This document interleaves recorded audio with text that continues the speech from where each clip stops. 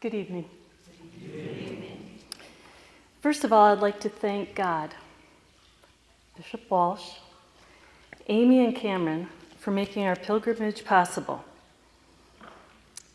God calls us each by name, we were reminded over and over. But Amy and Cameron had a big job. They had to get us there, get everything arranged, so thank you. I'd also like to thank my husband for being so steadfast and never wavering, no matter what was trying to stop us to get there. There were a number of things, and we were going. There was no matter of fact, and we made it to the Congress. What impacted me the most in the 5 days was adoration. But I started with my witness, exactly kind of what Bishop talked about. I even have pondering. I have been pondering on what to say tonight, which was funny. And I was the one going, the first night of adoration, God, I think you got this wrong. I hear you, but I think we need more of the youth. I think we need youth here instead of older people, my age, our age. We need the young people. But every night at adoration, which moved me immensely with 60,000 people in Lucas Stadium, it was quiet. People were listening, praying, kneeling. Every night, the night started with music to prepare us, the speakers that gave us the message that we were supposed to hear, and adoration brought us back to Jesus. And I thought that was what the message was to me. But what it was adoration was preparing us all 5 days with Jesus. But it was the hunger we all wanted for Sunday, for the Eucharist, for communion, to be part of Jesus. But what I kept telling and saying, I think you got this wrong, and we needed the youth, was the last night of the Congress. And what happened was I saw a couple a few rows ahead of us, and they were very elderly. And they were dancing, praising, and at the time of adoration, they knelt down. And then I looked down our aisle, and I noticed the young family. There were a lot of them, babies, and this family had about 4 or 5 children. And I thought, I get it. It takes all of us to be church. It's not just one generation. It's all of us. And we have to embrace that. We have to serve. We have to serve our Lord. And we just can't do it no matter what. We have to all be there. We all have to be there for Him. So, another beautiful moment. Rosary, relevant radio. Praying every morning at 8 o'clock at Lucas Stadium with just thousands of people.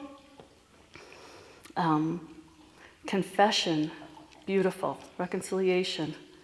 And it was everywhere. It could be you'd walk by an alley and there was a priest hearing somebody's confession, or a sidewalk, or in the aisle, people walking all over, and here's this between the 2 bathrooms in the conference hall. I mean, it was amazing. People really wanted to start fresh, and that's what was happening.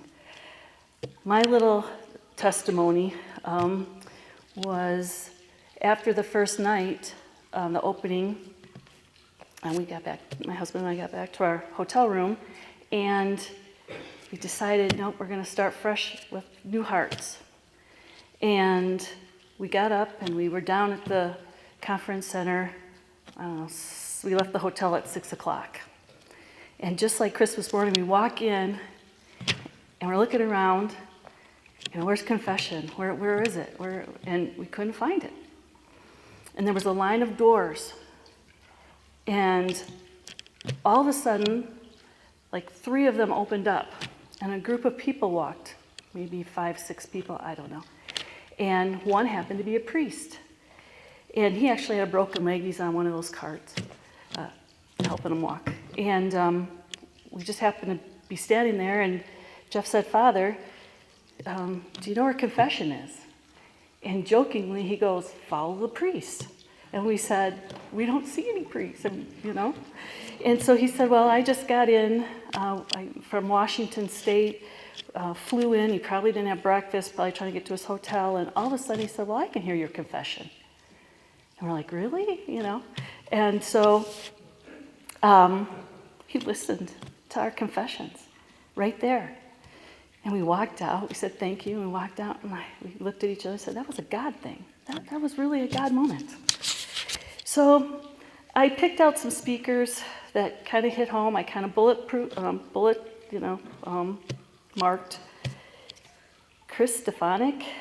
Is that how you say it? We say it's Stefanik and Manistee. I don't know. I loved what he said. One of the things he said was, "Don't be the same person next week as you were last week." And he meant, don't make this just a trip. This is a true pilgrimage. Don't make this a trip. He said, share the gospel with confidence. And that means, to me, you have to know the gospel. You have to read it. You have to study it. If you have a hard time reading it, listen to it. And you don't always have to use words, but you have to know it to be confident in sharing it. He also talked about making it simple. And sometimes I think throughout the years, the church, whoever is way up here, and people just really want the basics. They just want it simple. They want it so bad. But you have to talk at this level. You don't have to dummy it down, but you have to talk at their level. You need to know God to have purpose. And that is true. I'll use Jeff as an example. Prison ministry. That is a ministry that they go into the Oaks prison and they share the gospel. They share the word. They have the Eucharist. They share the Eucharist. The priest comes in and listens to confession and has mass, and that is truly a purpose. And one of the hard things that I have a hard time with that he said is rejoicing when life is hard. When it's hard, it's hard to rejoice. My other speaker that I wanted to talk about was Bishop Barron. I liked when he came in on stage and he said how the energy in the room, in the stadium, could change our country. We could set the country on fire with our Catholicism. Don't live in this world. And I didn't really know what that. I know what it means, but I thought we have to share. We have to serve and we have to share. If you have money, share it. If you have food, share it. If you have two of something, in our culture today, we're always trying to make a buck. We have stuff. We have two of everything. And this came to mind today. So instead of giving the one or both of them we don't use, we put it on Marketplace and try to get $2 more than we bought it for. It's give it away, give your talents, give whatever you have. I noticed that Bishop Barron and the other speakers, they were pretty straightforward in their messages. And another thing he said was, we live in a society, a culture. He called it reinvent. And at first I thought, okay. And what he said was, it's not like losing 10 pounds or becoming vegan or whatever. We cannot reinvent what God made. God made us. He doesn't make mistakes. So I am a woman. I am not a cat. I am a woman. But we can't be afraid. He talked about this. You can't be afraid not to correct people, but to stand for being Catholic, for our Catholicism. We seem, just like Bishop said, we can't hide it. I have it written down. We can't hide our light underneath the bushel basket. We can't. We can't be wishy-washy. I think that has hurt the church. That has hurt us. And I think how I feel, and this is my witness, so this is what I think is. We have to serve and love each other, and we are called by name, and we have to be part of our parishes, our diocese, our diocesan dioceses. We have to be part. We can't just sit back. And so, in closing, I had a whole lot of it, but that's what my message is tonight. But we are all called by name, and I can't share everything with you. No one can.